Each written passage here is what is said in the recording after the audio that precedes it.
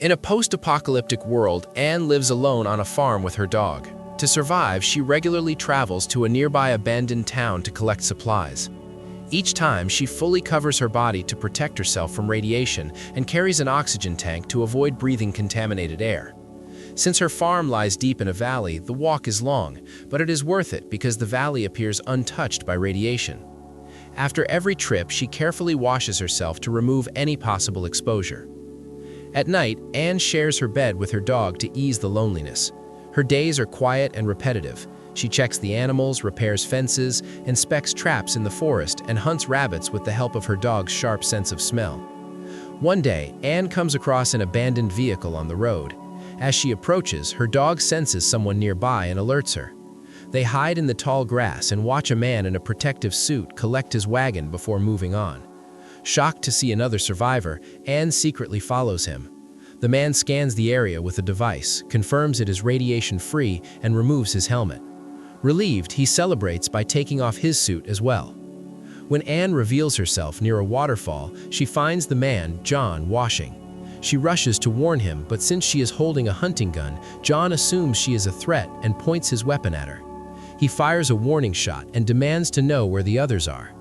Anne raises her hands and tells him the water is contaminated. Panicked, John checks his device and realizes he has been exposed to radiation. He becomes violently sick and begs Anne to inject him with medicine.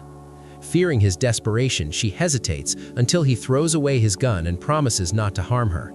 She gives him the injection and takes him to her farm. John explains that he needs daily injections and asks Anne to burn his clothes. He even asks her to burn his body if he dies. Anne washes him thoroughly with clean water and helps him to bed as he is too weak to walk. The next morning, she retrieves his belongings from the wagon and notices photographs of him with a woman. Over the following days, Anne nurses John back to health, feeding him, monitoring his fever, and giving his injections. At night, she stays awake listening to him shake from fever, cooling him with wet cloths. One night, she falls asleep beside him and later prays for his recovery, even visiting the chapel to play the organ. John slowly recovers and begins walking again with Anne's help. She tells him how her father believed the valley would protect them and forced the family to stay. One day, her family left to find other survivors and never returned. John struggles to understand why the valley remains uncontaminated and becomes frustrated, but Anne calms him with affection. As John regains strength, he notices Anne manually tending the crops. After reading old farming books, he explains how to operate the fuel pumps manually. Excited, Anne rushes to get gasoline and soon begins using the tractor again.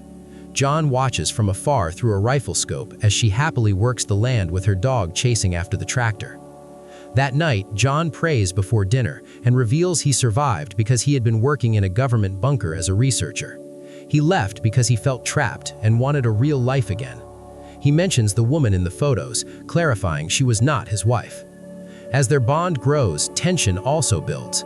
Anne leaves her bedroom door open one night, and John notices but chooses to keep his distance. The next day, Anne swims in the pond while John watches. She explains that the pond and well share underground water and how winter survival was difficult after the generator failed. John inspects it and confirms it is beyond repair, assuring her it would have broken anyway. A joke about potato-powered school projects inspires John to propose building a water wheel using the waterfall. To do this, John suggests dismantling the chapel for wood. Anne refuses, explaining her father built it to preach every Sunday and that she believes it protects the valley. Though John argues otherwise, she stands firm. Soon after, strange events occur. John gets drunk during a supply run and becomes aggressive, pushing Anne away when she tries to help him. The next day, he apologizes sincerely. Later, Anne notices someone watching her while she plays the organ, but John denies being there. One evening, they share a peaceful dinner, dance, and kiss. John stops her, saying he cares for her but wants time, believing rushing would change things. Though hurt, she accepts this. Later, she offers him the chapel for the project, but John declines to avoid upsetting her again. While checking traps one day, Anne encounters another survivor named Caleb. He asks only for water. Anne brings him back to the farm and stops John from shooting him. Caleb admits he stole eggs out of fear. He had survived because he was working underground in a mine during the incident. He plans to travel south, but asks to stay one night. When John's device detects radiation, John agrees to let him stay until he recovers.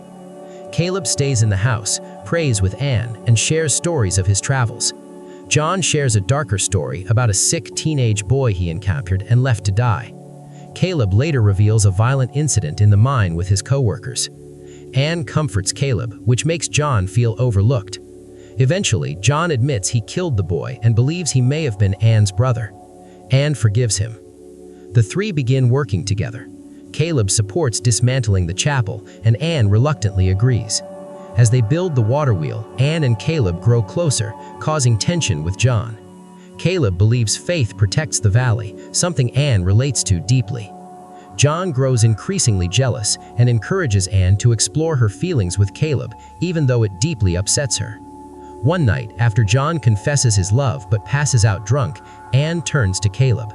The next morning, her discomfort grows when Caleb openly shows affection in front of John.